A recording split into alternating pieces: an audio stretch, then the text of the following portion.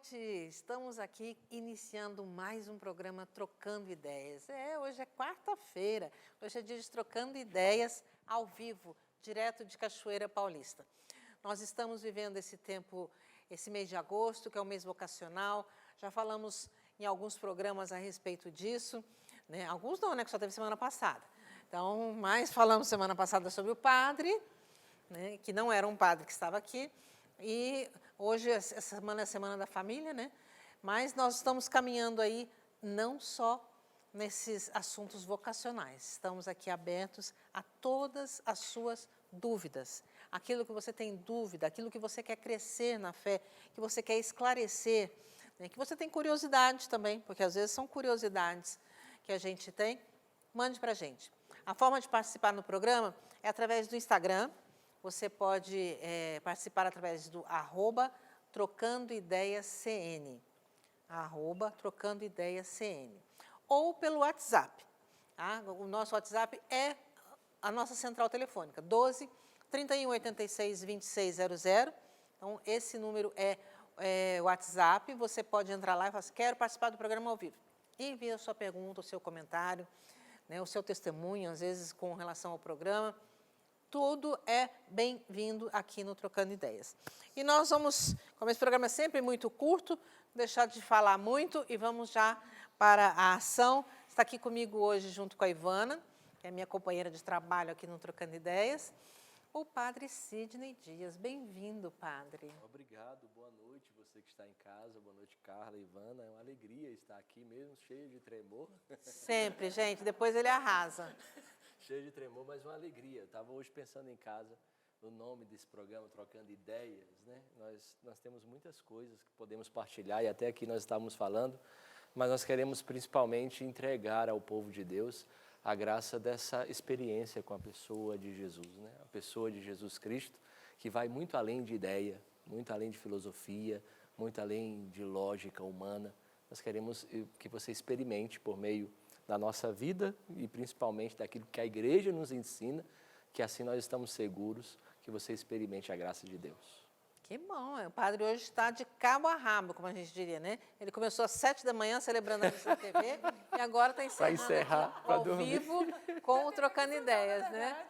Então hoje está ele aí. Ivana, bem-vinda, vamos lá? Boa noite, Carla, vamos lá. Esperando a sua participação, esperando que você mande a sua pergunta. Aproveita, o padre Sidney hoje aqui, a gente falou que nós, é tudo pra né? ele. Nós, tudo nosso. Gente, este é o Trocando Ideias. Todo mundo tem medo, mas depois todo mundo fica apaixonado pelo programa, porque a gente vê os frutos que ele dá, graças a Deus. Padre, o senhor tem a graça, né? Não posso dizer que não é, né? A graça de hoje estar trabalhando no seminário da Canção Nova. Sim. Né? O senhor é ali, é vice-reitor? Vice-reitor. Vice-reitor do seminário. E a gente tem falado, como eu falei, dessa questão das vocações, mas uma coisa que a gente tocou muito no programa da semana passada com o Wilker, é essa questão da gente descobrir, né, como é que a gente consegue ouvir ou descobrir a vontade de Deus a nosso respeito. Ali deve ser... Quantos seminaristas estão lá hoje? Só para a gente começar. Hoje nós estamos com 13 seminaristas aqui no Brasil e 4 em Portugal, em Évora. Nós estamos com 4 seminaristas lá também. E como é que é trabalhar com eles nessa... Porque não entra no seminário e permanece para sempre. Tem umas crises no meio do caminho? Ah, sim, crise sempre tereis. Mas é bonito, Carla, nós classificarmos que a vontade de Deus, ela é sempre boa, perfeita e agradável, né? Então, se a vontade de Deus ela é boa, perfeita e agradável, eu preciso descobrir qual é essa vontade de Deus. E a vontade de Deus é sempre o chamado amoroso de Deus à pessoa humana. Então, Deus, quando pensou em mim, foi vontade dele. E constatar isso é o mais bonito, porque Deus pensou em cada homem, em cada mulher, para uma missão. E aqui é bonito, porque quando Deus pensou em você, Deus pensou no para que você existe. E Deus te manda os meios necessários para que você complemente isso e viva isso de forma concreta, né? Mas hoje, infelizmente, a vontade de Deus, ela muitas vezes fica obscurecida, né? Por quê? Porque, infelizmente, o que é contrário à vontade de Deus na vida do homem se chama pecado. o pecado não nos faz escutar, o pecado não nos faz perceber a vontade de Deus para nós. E às vezes nós achamos que tudo é vontade de Deus, menos o que realmente é. Porque, infelizmente, ela é muito claro, né? Quanto mais próximo de Deus você está, mais você está sensível a escutá-lo, né? Então, o que precede a identificação da vontade de Deus é a experiência que você tem com Deus. Então, o que precede a vontade de Deus é o contato pessoal com Jesus. Você precisa ouvi-lo chamar, porque toda vocação tem um chamado, e esse chamado precisa ser respondido. O papel de Deus não é responder. E às vezes a gente acha que vontade de Deus acontece quando a nuvem para sobre nós aqui e nós escutamos a nossa voz. E no trovão, né? É uma voz chamando o meu nome. É claro que nosso Senhor, Ele pode fazer do jeito que Ele quer. E o jeito que Ele chamou a Ivana é totalmente diferente do jeito que Ele me chamou. Mas eu só sou capaz de responder se eu tiver essa experiência pessoal com Jesus. Então, o que precede a vontade de Deus é a experiência pessoal com Jesus. E aqui nós podemos dizer de algumas vias, né, para identificar a vontade de Deus. Qual é? Primeiro, a revelação. Se isso não fere o que a igreja já nos deu, por meio das Sagradas Escrituras, da Sagrada Tradição e do magistério da igreja. Não fere. A vontade de Deus nunca vai ferir o que Ele já revelou. E a revelação está fechada, plena. Já foi revelado tudo. Então, se não fere, já pode dar o segundo passo, né? O segundo passo a gente pode identificar, Carla, como aquele discernimento do Espírito. É necessário verificar, fazer as contas. O homem prudente do Evangelho, né? E antes de construir a torre, ele precisa sentar e fazer as contas. Às vezes, nós precisamos fazer as contas, e nem sempre é do jeito que nós queremos. Então, muitas vezes, a vontade de Deus é contrária à nossa, porque o principal empecilho para a realização da vontade de Deus se chama egoísmo. E o egoísmo é o contrário daquilo que nós fomos feitos para amar. Então, é necessário discernir, e para discernir, muitas vezes, será contrário à minha própria vontade. Eu lembro muito de uma santa carmelita chamada Elizabeth da Trindade, francesa, de Dijon, e ela teve uma síndrome de Addison, que é uma doença que morreu com 26 anos. Né? Entrou no Carmelo com 21 anos e morreu com 26 anos. E tem uma cena da vida dela que ela está na enfermaria, né? Já doente, já não conseguia comer nada e não conseguia beber nada, imagina. É algo terrível, né? E uma das noviças se aproximou daquela mulher que já demonstrava uma santidade tão elevada e disse assim: Elizabeth, quando que você tem certeza? Quando é vontade de Deus e quando não é? Aí a Elizabeth disse que suspirou assim, como uma mulher de Deus, deu um sorrisinho no rosto e disse assim: eu tenho plena certeza, comigo, eu tenho plena certeza quando é vontade de Deus, quando ela é contrária à minha. Quando ela é contrária à minha própria vontade, é vontade de Deus. Então, aqui nós vemos que os santos... É um grau de santidade. Que os santos nos fazem sempre nos elevar, né? Os santos nos elevam para muito mais daquilo que nós ousamos pensar e sonhar para este mundo, para este terreno. Então, acho que vontade de Deus define assim. Vontade de Deus é um plano amoroso que Deus sonhou em cada pessoa humana. Então, nós somos frutos de um amor e um chamado de Deus. Então, esse chamado de Deus suscita sempre frutos, porque a vontade de Deus gera sempre o contágio de que aqueles que estão ao nosso redor também acertem essa vontade. A gente já fez essa experiência, Sim, né? sim. De se aproximar de alguém que está na vontade de Deus e a gente fica contagiado, a gente fica com alegria, porque parece que o brilho do olhar é diferente, o jeito de falar é diferente, a empolgação, o sentido. Isso é que dá sentido à nossa vida também. Aí eu fico pensando aqui, Ivana, como é que entra na vontade de Deus o livre-arbítrio? Carla, olha só que interessante. Gente, não estava nada produzido aqui, viu? Sim, mas a gente não combinou. Eu fui atrás de um livro de João Paulo II, eu estou aqui mexendo no meu celular. É coisa de Deus. Porque o Papa João Paulo II, no livro chamado Amor e Responsabilidade, ele vai falar muito do fato da utilizar o outro, né? Aqui ele trabalha bastante a ética, a moral conjugal, a ética conjugal. E João Paulo II vai dizer, vou ler aqui. Ninguém pode servir-se de uma pessoa como meio, nem sequer Deus Criador utiliza a gente como meio, né? Esses dias eu estava escutando uma música que diz assim: Deus não me criou para me utilizar, mas para me amar. Então, a primeira coisa é a gente ter a consciência profunda dessa. Deus me fez para me amar. Quando Deus pensou em mim, Ele pensou, eu vou me transbordar na Ivana, eu vou me dar a Ivana. Então, a consciência de todas as pessoas, todas as pessoas. E olha só, Deus, e aí João Paulo II vai decorrer, ele vai falar como é que Deus nos atrai para fazer a vontade dEle. Ele faz a gente desejar a vontade dEle. Ele torna aquilo atrativo. Ele torna aquilo, vou usar essa palavra, atraente. Eu vou ler, quer ver? Deus permite ao homem conhecer o seu fim sobrenatural. Deus permite a gente conhecer para que a gente foi feito. Deus, a gente sabe disso. A gente, mesmo aqueles que não têm uma consciência iluminada, não foram catequizados, não foram evangelizados, ele tem em si essa consciência. Eu fui feito para amar e ser amado. Mas deixa esse homem na sua liberdade para atender a decisão que ele traz no seu coração.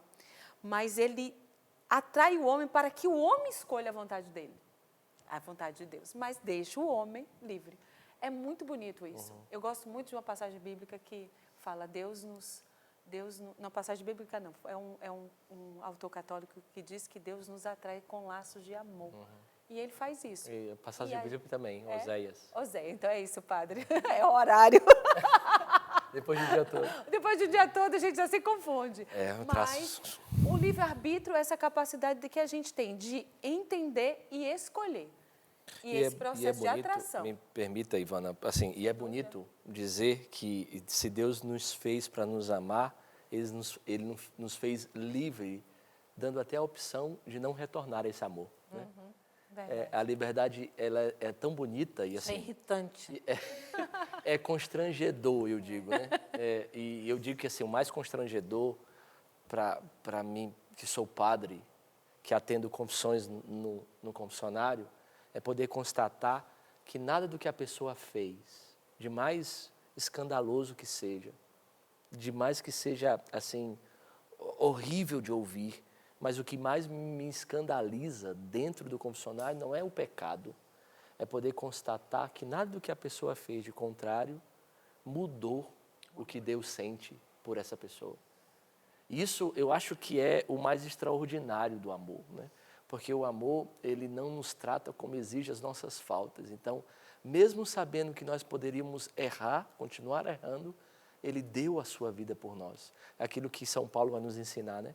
Quando nós éramos ainda inimigos de Deus, Deus enviou o seu Filho para morrer no meu lugar. Ou seja, o que é escolher, então? Escolher é poder constatar de que eu sou amado por Deus quando eu menos merecia. Então, eu não posso pagar de outra maneira que não seja isso. Eu acho que toda vocação, todos nós que nos encontramos um dia com Deus e fomos chamados, fomos olhados nos olhos, nós queremos um pouco corresponder o que nós já recebemos, né? Nós já recebemos muito, nós já recebemos o suficiente. Então, assim, ter a possibilidade de não amá-lo e mesmo assim ele continuar me amando me constrange. Por isso que eu quero, mesmo que seja as migalhas, mesmo que seja sangrando muitas vezes, eu quero devolver esse amor a ele. Né?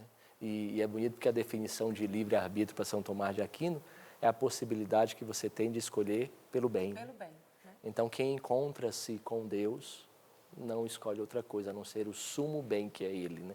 E a consequência de tudo isso. Né? E ainda assim é livre. Ainda assim é livre. Né? Mesmo Deus atraindo a gente, essa escolha é livre. E isso é bonito demais. É desafiador, mas é bonito. É maravilhoso. Eu me lembrei de Santa Teresa. Santa Teresa gostava de dizer que mesmo que se nosso Senhor não o salvasse, o levasse ao inferno, lá ela amaria ele. Né? Assim, olha que elevado que é. Diz assim, eu não amo, não busco o nosso Senhor por aquilo que Ele pode me dar, até mesmo pela minha salvação eterna. Não, mas se Ele quiser que alguém no inferno esteja amando, eu vou. Olha isso. Elizabeth da Trindade mesmo, quando ela era adolescente, ela passou em frente de um teatro municipal, aquele prédio lindo, né, de Dijon, olhava assim e ficava contemplando aquilo. A tia dela passou e disse assim, mas o que você está contemplando esse teatro? Ela disse assim, eu queria tanto um dia trabalhar aí. Ela disse, mas você não é artista, Elizabeth? Por que você queria trabalhar aí? Ela disse, para ter pelo menos uma alma neste lugar que ame a Deus. Só isso. Eu acho que a gente entendeu de quem que é o Padre Devoto, né? Também Uma ela das também. devoções, né? Ela está aqui. Tá aí, Elizabeth de Trindade. Mas é sempre bom a gente ter novos, né? Novos santos, novas devoções. Eu já tenho que ir para o intervalo? Jesus já sacramentado. Né? Mas vamos lá. É rapidinho, né? A gente conversou bastante. Mande para nós também a sua experiência. Qual a sua experiência da vontade de Deus? Né? Você já conseguiu discernir? Você já ouviu? Né? O que você... Mande para a gente, nós estamos aqui aguardando. Nós vamos para o intervalo e voltamos já com a sua participação.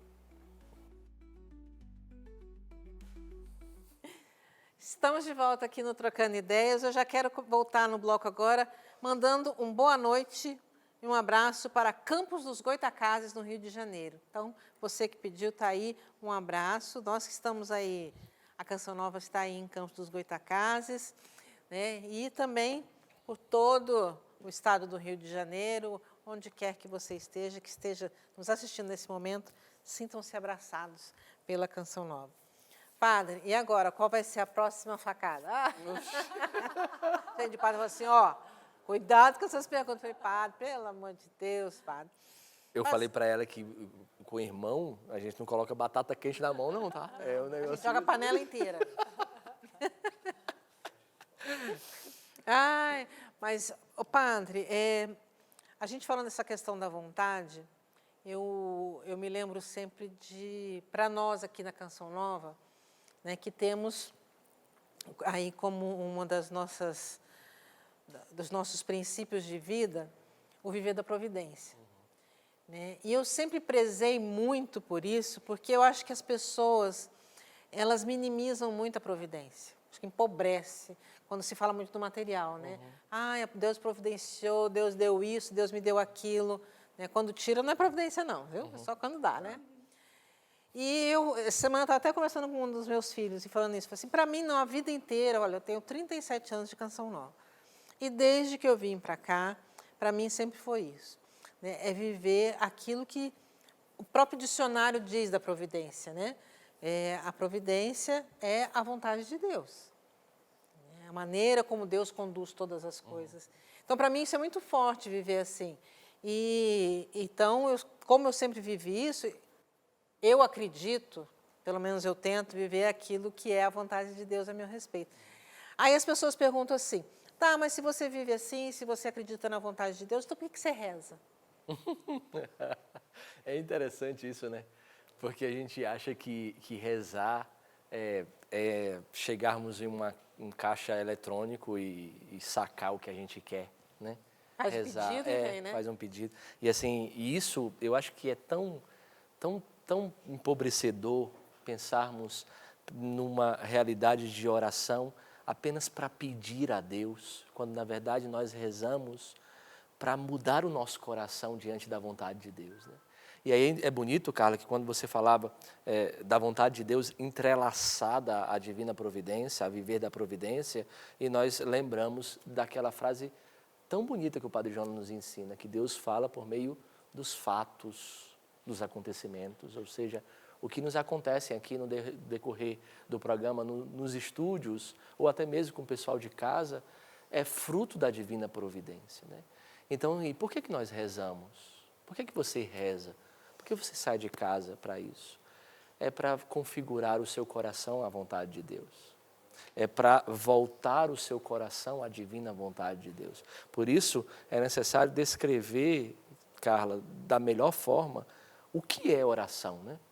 E oração, segundo Santa Teresa de Ávila, que é doutora da igreja, ela diz que é um trato de amizade com aquele que eu sei que me ama. Ou seja, se é um trato de amizade, com alguém que eu sou amigo, eu não vou só para pedir. Porque na amizade não há somente interesses de uma parte, entende? Então, nós rezamos não é para mudar o que Deus, a vontade de Deus ao nosso respeito. Nós muitas vezes rezamos para discernir o que Deus quer e perceber que o que Deus quer é muito, mas muito melhor do que eu quero. Então, é voltar o coração para aquilo que Deus tem, que é muito melhor do que eu, que é muito melhor do que eu planejei. O projeto, o sonho de Deus ao meu respeito é muito maior. Vamos colocar à disposição um sonho da Virgem Maria. Imagina, uma menina de 14 a 15 anos, ela sonhava com o quê? Ela sonhava em ser mãe, ela sonhava em ser esposa. E olha o que Nosso Senhor fez daquela mulher, a partir do Fiat, a partir do sim. Então, aquele contato do anjo com a Virgem Maria, nós podemos dizer que é um ato de oração. É a Virgem Maria que se coloca à disposição e diz, Fiat, faça-se. A oração também é o que Jesus fez no Getsemane, né? Pai, se for da tua vontade, afasta de mim esse cálice, mas não seja feita a minha vontade. Ou seja, oração é voltar o coração para Deus e poder dizer, faça-se, porque eu confio. Né? Então, na oração, nós dilatamos o coração para confiar mais. Quanto mais rezamos, mais confiamos. E mais nos conformamos, não no sentido de, conformamos, de viver conforme a vontade de Deus. Né? Sim, sim. Conformidade. É conformidade, isso é santidade. Vamos lá. Para batizar uma criança, os padrinhos precisam ser crismados? Na verdade, precisaria, né? Mas, infelizmente, nem todas as paróquias pedem. Porque, assim, a gente tem que classificar qual é a condição que a igreja dá para que alguém seja padrinho, né? Padrinho não é somente para dar presente, viu, gente? Padrinho não é somente para... Os meus afilhados estão perdidos. Não é somente para dar presente ou para que você possa propagar aos quatro cantos que fulano de tal, da sua cidade, é padrinho do seu filho. Não é somente para isso, não. A igreja vê o seguinte. Não é um ato social, né? Não é somente um ato social. O que a igreja diz?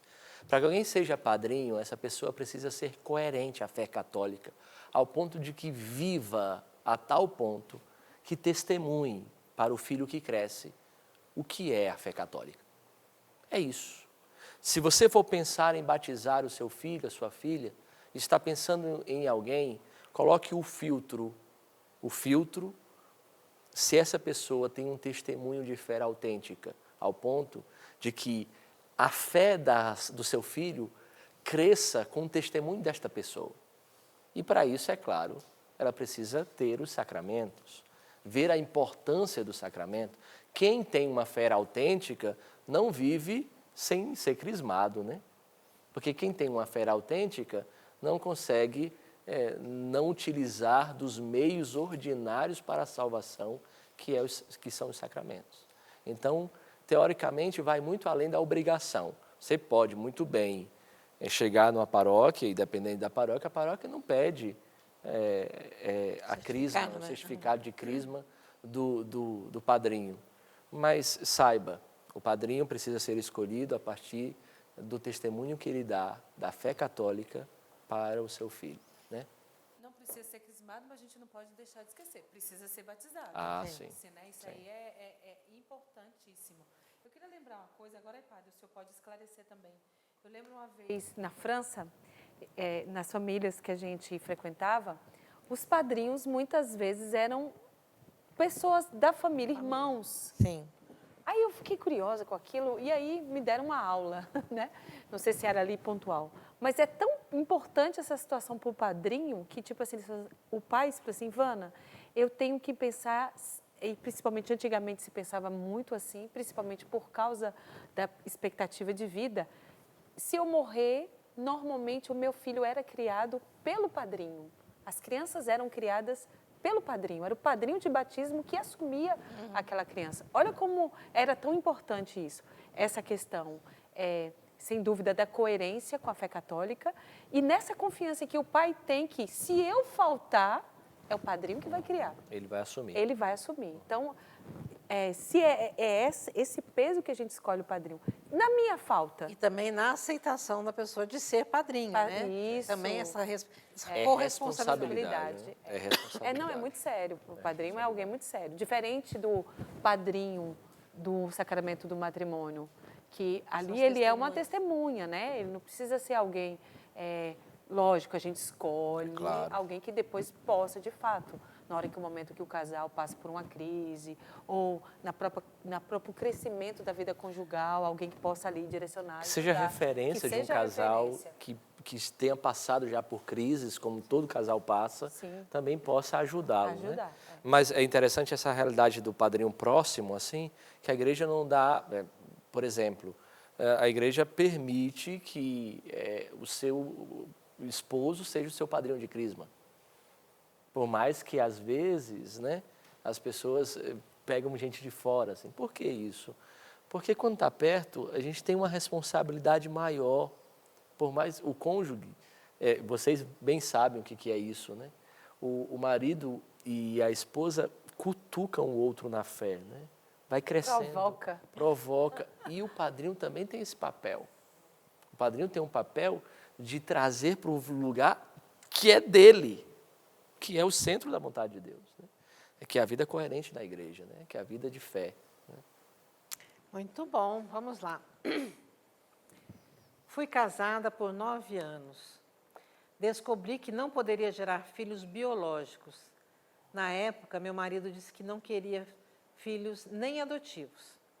Fiquei confusa em relação à minha vocação. O padre disse que, já por ter sido casada, não poderia viver como consagrada. Acabei me divorciando. Sei que tenho prerrogativa de nulidade conjugal.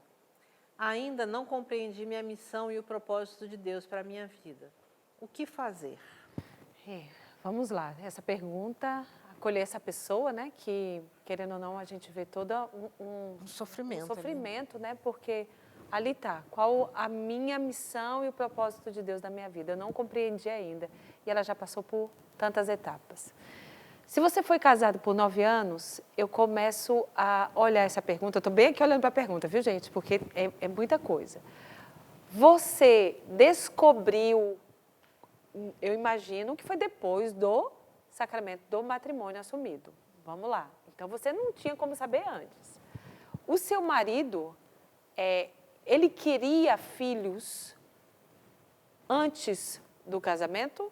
Ou foi quando, depois que ele descobriu que vocês não poderiam gerar, ele diz, olha, mas nem os adotivos, agora eu não me vejo, né? Com filhos adotivos, eu não quero filhos adotivos.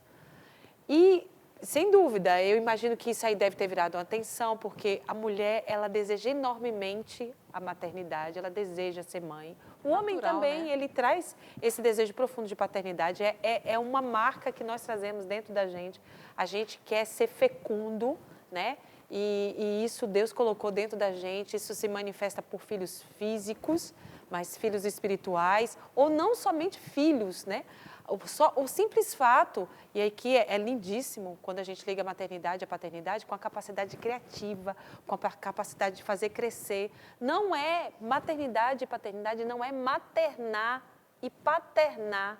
Isso é completamente diferente. Tem pessoas que são extremamente maternas e paternas, mas não maternam e nem paternam. Né? Ai, pá, sou sua filha, Não, é fazer crescer, levar para cima, fazer frutificar. Então, vamos lá, que já me deram ali 5 minutos, eu vou falar muito. Né? E eu imagino que isso já deve ter virado atenção e que levou vocês, de fato, ali eu imagino que isso deve ter criado muitas tensões dentro do casamento e vocês chegaram a divorciar. Minha querida, eu acho que aí o que você tem que fazer? Você tem que achar um bom diretor espiritual que possa te acompanhar, né? Ver de fato se você tem matéria de nulidade, porque tudo é, como a gente bem aprende aqui no Trocando Ideias, o antes do casamento, não é o depois do sacramento do matrimônio. é o antes, essa abertura à vida antes. Então, aí você, de fato, precisa procurar o tribunal eclesiástico da sua diocese, o padre ou alguém que vai te escutar e que vai ver, de fato, se existe matéria, né, de nulidade. E que eu saiba, padre, não é porque eu fui casada que eu não posso me consagrar. Quantas mulheres santas foram casadas? Na verdade, e- eu vejo, Ivana, que me parece que tem um pouco de confusão Tem. até mesmo na pergunta, assim. Ela mesma fala que ela está confusa. Ela está confusa porque existem muitas realidades, né? Ela foi casada, depois descobriu que não poderia gerar, o filho adotivo, o marido não aceitou, ela quis se consagrar, o padre não deixou, separou e agora quer nulidade. Então, assim, é complexo. É complexo. Né? Então, assim, nulidade para qual fim? Isso que eu ia perguntar. Né? Para qual fim ela quer nulidade matrimonial? Porque a gente precisa saber, assim, nos portar diante das fatalidades que acontecem na nossa vida. E nós falávamos tanto da vontade de Deus, diante das fatalidades, onde que Deus está aqui? Onde que está a paz que o meu coração precisa? É claro, o coração da mulher, ela pede a maternidade, né? Faz parte da natureza. Mas, assim, me perdoe ser tão franco assim. Nosso Senhor não prometeu a ninguém ser pai e mãe. Não é direito de ninguém ser pai. Não é direito de ninguém ser mãe. Nosso Senhor, quando permitiu que você se aproximasse do altar, não garantiu a você que você seria pai e mãe. Entende? Porque às vezes a gente fica meio que vitimizados, né? Deus não me deu um filho, e o que eu fiz de errado? Enquanto tantos da minha rua têm, o que eu fiz de errado? Nós somos únicos. Diante de Deus, nós somos únicos. Então, diante dessa confusão, o ideal é uma direção espiritual. Uma vida de oração autêntica, capaz de se dobrar diante do mistério. Porque eu vejo que muitas vezes nós não temos a capacidade de nos dobrar, contemplar o mistério de Deus e dizer, eu não compreendo. Eu não compreendo. Não é do meu jeito, não é do meu gosto. Se eu tivesse o papel e a caneta na mão, eu faria tudo diferente. Mas nós não temos o papel e a caneta. E às vezes, sabe o que é o pior? Nós queremos escrever a nossa história sozinho e batemos cabeça.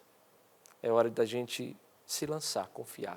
Ou seja, dar uma folha em branco a nosso Senhor e dizer, escreve a minha história, porque eu estou batendo muito cabeça, eu estou confusa, eu não sei o que fazer. Então, nosso Senhor vai e escreve. A gente, nos princípios da Canção Nova, na nossa capelinha na rádio, tinha uns quadrinhos, tinha umas frases, muitas frases da Madre Basileia Schlink, né, que é da Irmandade Evangélica de Maria. E lá tinha um que dizia assim, Senhor, eu não te entendo, mesmo assim confio em Ti. A gente até brincava, né? O Nelsinho, que era mestre, falava assim, Jesus, eu não te entendo. Mesmo assim, eu não te entendo. Mas, assim, eu não confio, eu não entendo, mas eu confio, né? Então, isso que o padre falou, eu entrego para que o Senhor faça, né? Quando a pessoa não vai à Santa Missa aos domingos e depois resolve ir em outro domingo, ela tem que se confessar antes de receber a Eucaristia, pois ela faltou domingos anteriores. Sim, se ela não foi porque ficou à toa. Porque não quis. Porque não quis. É claro que no caso de uma gravidade, né? A pessoa está doente, não conseguiu, um acidente, passou. Eu atendi uma pessoa há um tempo atrás que ela estava indo à missa e passou na hora de um acidente. E ela trabalha com a saúde. Ela parou, fez tudo o que deveria fazer de primeiros socorros, não conseguiu chegar a tempo da missa. E veio toda, né? Aí eu disse, não, minha filha, a sua missa foi celebrada, né? Porque é preceito do católico, do cristão católico, ir na missa todos os domingos. Faz parte da nossa vida a missa no domingo. A missa, o domingo é dia de descanso, é dia de descanso porque nós temos um lugar seguro para descansar, que é nosso Senhor. Então, só é descanso se estiver com o nosso Senhor. Então, se você faltou à missa porque você ficou em casa vendo o Flamengo jogar, se você ficou em casa vendo alguma coisa, então você precisa confessar antes de comungar. Se você poderia ter ido à missa e não foi, você precisa confessar antes de comungar na outra missa. Nós já vamos para o intervalo de novo. De novo. Né? Já estamos partindo para o terceiro e último bloco. É rapidinho e eu quero voltar depois nessa questão da gente não fazer aquilo que é a vontade, aquilo que a gente podia, né? Aquela história de deixar para amanhã o que você pode fazer hoje. Mas a gente volta rapidinho e já a gente toca nesse assunto. Estamos de volta aqui no programa Trocando Ideias, chegando no nosso último bloco. Infelizmente, né, gente? Porque aqui, ó, vai rapidinho. Hoje a gente está conversando bastante aqui. E eu falei que eu ia voltar no assunto do bloco anterior, que é a questão se você falta um domingo à missa, você tem que confessar ou não. E o padre falando dessa questão explicou a questão de se você faltou por, né, algo maior, né, algum motivo maior, tudo bem no bom sentido, né? Mas, se não, você precisa confessar sim. Se foi por ficar em casa assistindo o Flamengo, como ele disse. Eu fico, às vezes, padre, observando, porque porque são exceções e são as pessoas que são comprometidas, tanto que sabem que precisam, que têm o conhecimento, então que precisam confessar, né? Que errou e que quer confessar. Mas, às vezes, dessa coisa de, mas é que a questão também dessa questão da missa, como o senhor falou, que eu também já ouvi isso várias vezes, né? Vários padres dizendo isso também, de algumas situações. A sua missa hoje é isso, é fazer isso. Mas de gente que usa isso como muleta. Não é também um risco que a gente precisa estar atento, porque às vezes, mas é porque eu preciso ficar aqui com a pessoa. E às vezes não precisa. Nosso Senhor, ele sabe, ele não vê apenas as nossas ações. Deus vê as nossas intenções, né? O que está por trás daquilo que nós decidimos fazer, realizar, né? Eu vejo que assim, a consciência ela precisa sempre estar à luz da verdade, né?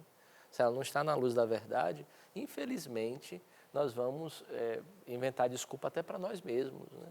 E as nossas desculpas, né?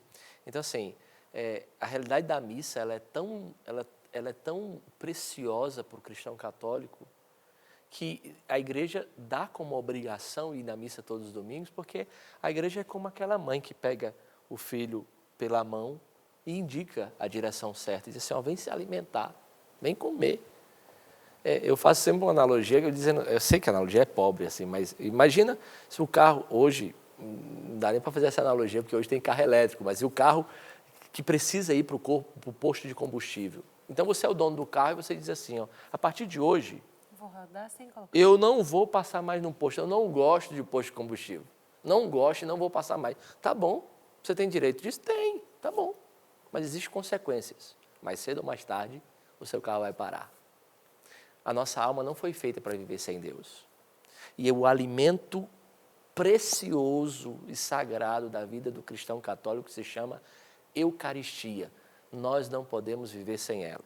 E aqui, Carla, eu preciso dizer uma coisa, a principal artimanha do demônio para o cristão católico é te afastar da Eucaristia, ou te fazer comungar estando em estado de graça, não estando em estado de graça, em pecado mortal. Então, assim, nós muitas vezes damos um jeitinho em tudo, né? E às vezes a gente fica até com o preceito de dizer o seguinte, da boa praça, nós somos tão boa praça, que aí tem pessoas que chegam assim, eu não fui na missa. Mas por que você não foi na missa? Porque chegou visita na minha casa. Minha filha leva a visita também para a missa. É mais importante ir na missa do que você ficar na boa praça. Não tem que fazer comida aqui para a visita que chegou, sem nem dizer que chegou, mandar recado. Então, assim, a prioridade precisa ser nosso Senhor. A prioridade da nossa vida precisa ser o encontro com Ele. Amém. Vamos lá. Fiz meu crisma em 2023 e me apaixonei pela vida na igreja. Mas, às vezes, me sinto olhado como se não fosse bem-vindo ali na igreja. Como se eu não tivesse o direito de participar. Sou solteiro, vivo minha vida com Deus. Como lidar com este sentimento? Olha que bonito, né? Você fez seu crisma, se apaixonou pela vida da igreja, mas às vezes a gente, de fato, pode se sentir a si mesmo, não acolhido, né? Talvez porque a gente é novo, talvez porque ali a vida da paróquia já tem um ritmo, talvez que para entrar ali, né, fazer parte da convivência seja meio complexo. A vida paroquial muitas vezes é exigente mesmo, viu? Porque é como família. E família muitas vezes é exigente também. Mas eu digo para você, não desista, não desista. Eu acho que a fidelidade e a presença vai provar a sua constância, né? E a sua fidelidade, sua persistência, sua constância vai mostrar o quanto que você é, de fato, apaixonado pela igreja. Isso é bonito também, porque muitas vezes esses embates, vamos dizer assim, que a gente vive, vai apurando o nosso amor e faz a gente permanecer por aquilo que é verdadeiro, né?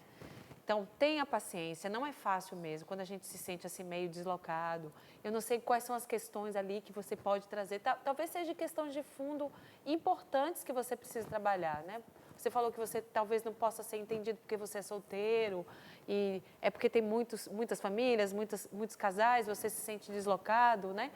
E aí eu digo uma coisa para você, você tem um pároco, você tem um padre, você tem um responsável ali. Então, converse com seu pároco, converse com o vigário, talvez, né? E abra o seu coração de como você tem sentido essa participação. E olha que bonito, isso mostra, de fato, esse desejo profundo que você tem de viver com a sua paróquia aquilo que ela tem que ser, que é esse espírito de comunidade. O padre falou que a igreja, né, a missa, nos alimenta a nossa alma, mas também nos insere dentro do corpo de Cristo, né, dentro de uma vivência de fé. Porque quando Deus pensou em nos salvar, Ele nos pensou nos salvar como um povo. Olha que bonito, Ele viu um povo, Ele pensou no povo. O Papa Francisco, na Evangelho Gaudium Exsultati, ele, no artigo 6, ele fala sobre isso maravilhosamente. É assim, até uma novidade, porque a gente pensa muitas vezes na santificação como algo isolado. Não, a santificação ela é feita para ser vivida comunitariamente, né? Então, abra seu coração para o seu pároco, ele pode te ajudar, mas insista, persista e seja fiel. A gente tem que viver como família mesmo, ser transparente, né? Transparente.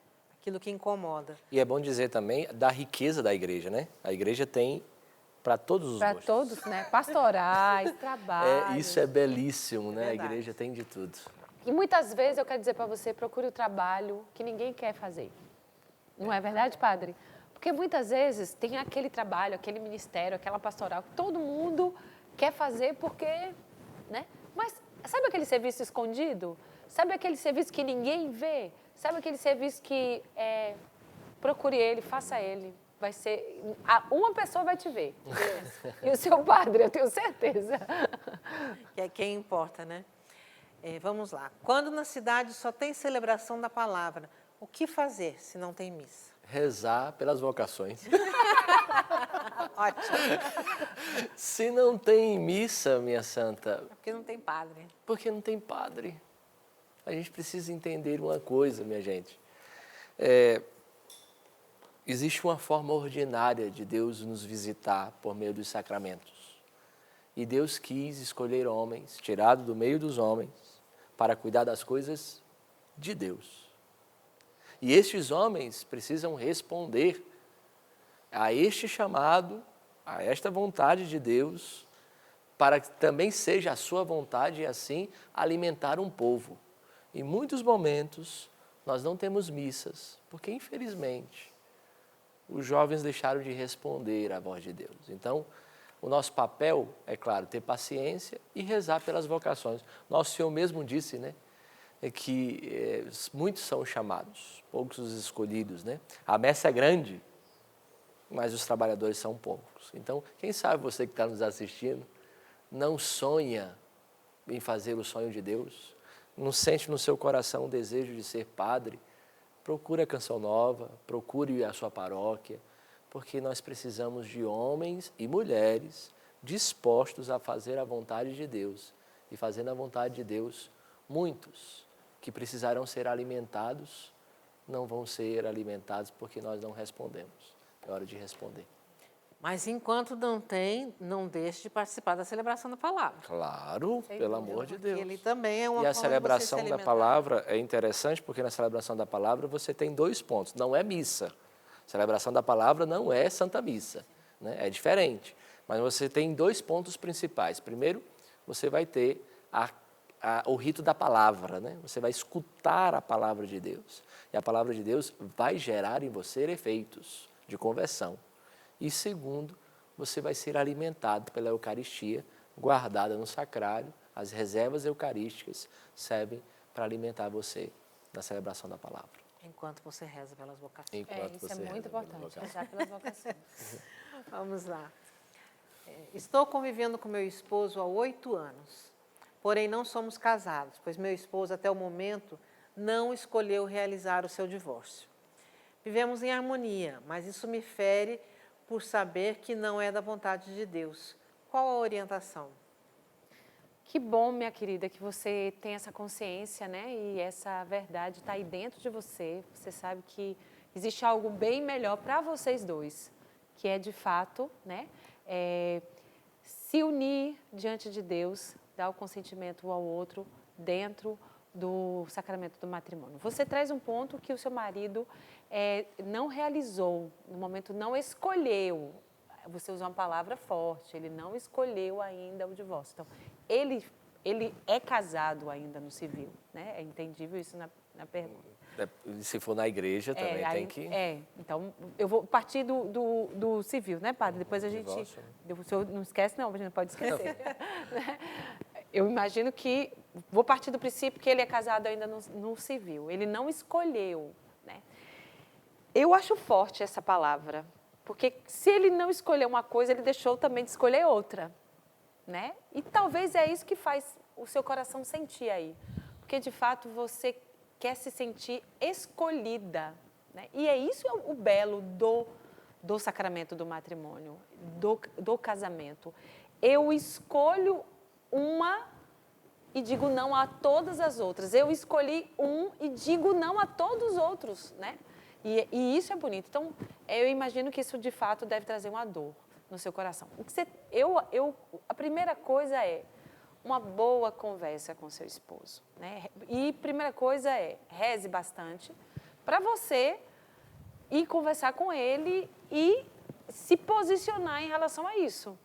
Porque o que está em jogo é sério, né? O que está em jogo é precioso para poder se posicionar. Partimos do ponto que ele é ainda casado no civil. Agora vamos partir do ponto que ele seja casado no religioso.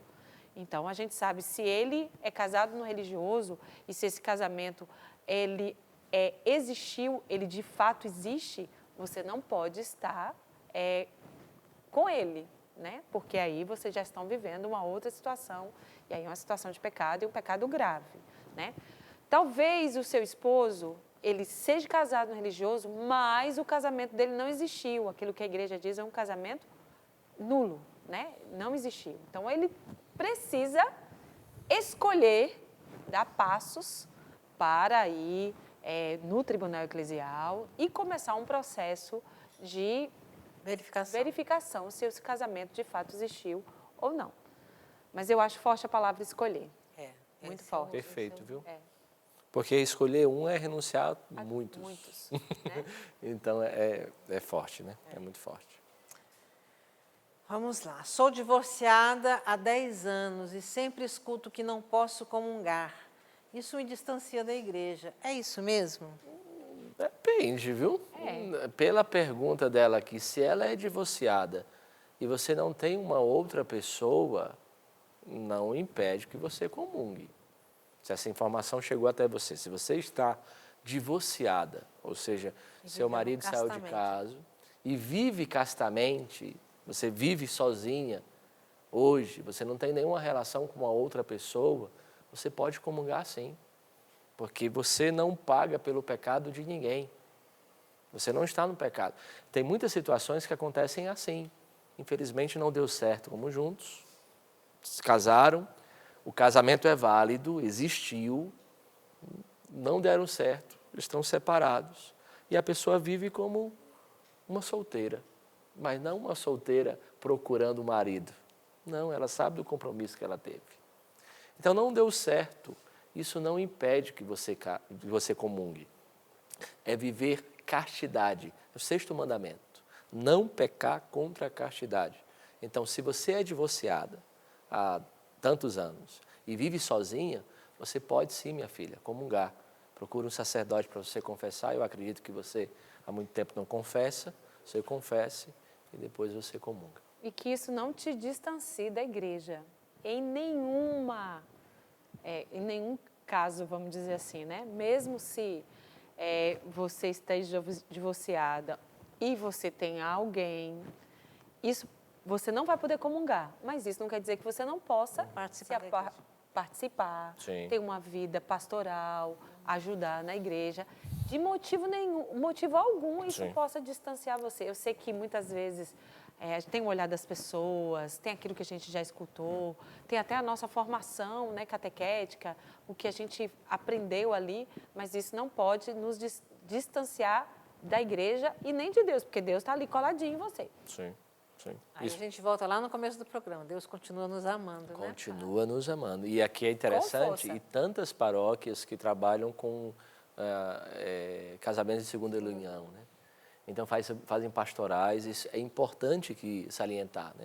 As portas da igreja não estão fechadas a você. Não é que você não possa comungar de forma sacramental, que você não pode participar da missa, participar das pastorais, né? Tem tantos padres que fazem um trabalho tão bonito, agregando essas pessoas ao corpo de Cristo que é a igreja, né? Fazendo com que elas sejam úteis mesmo, né? Então, não se distancie da igreja. Vale a pena, né? Estarmos na igreja, estarmos em família, porque a igreja é a nossa casa também, né? E a gente precisa cuidar muito bem dessa casa e cultivar essa experiência. O padre, desde o começo, também falou para a gente a respeito da experiência, né? Então, a experiência de Deus, a experiência com Deus, ela é um exercício também, né, padre? Então, a gente não pode desanimar e a gente tem que exercitar essa proximidade, esse relacionamento com Deus. Então, eu acho que isso fica muito forte para nós nesse programa de hoje, essa questão do amor de Deus, quando a gente fala muito da vontade, mas desse amor, esse amor que não se cansa de amar. A gente, às vezes, se cansa até de ser amado. A gente é tão burrinho, mas a gente se cansa. Mas Deus não cansa, né? Deus está sempre indo atrás de nós e estando sempre à disposição. Aqui, só um comentário, então, que a gente já está tendo, porque estão me dando tchau, mas mandando eu olhar aqui. Meu nome é Leandro, sou de Banzaê, na Bahia, do povoado Tamboril. Estou gostando muito do programa. Muito obrigada, Leandro. Obrigado pela sua companhia, por estar aqui conosco neste dia. E um beijo para a Bahia, né? Bahia hoje que celebra Santa Dulce dos Pobres. Falando a Bahia, a Ivana já está lá, a nossa baiana. Sou baiana, gente. É baiana, de Jequié. A Bahia. Está aí a nossa baiana. Muito obrigada a vocês pela sua companhia, obrigado também à nossa equipe toda aqui, né? E também lá na Switcher, antes que dê ciúmes lá. Mas eu quero dizer que a companhia de vocês faz a diferença no programa. Obrigado, padre. Unidos. Até amanhã, na missa, se Deus quiser. Amanhã na missa. Nos encontraremos no próximo programa. Tchau, tchau. Tchau, tchau.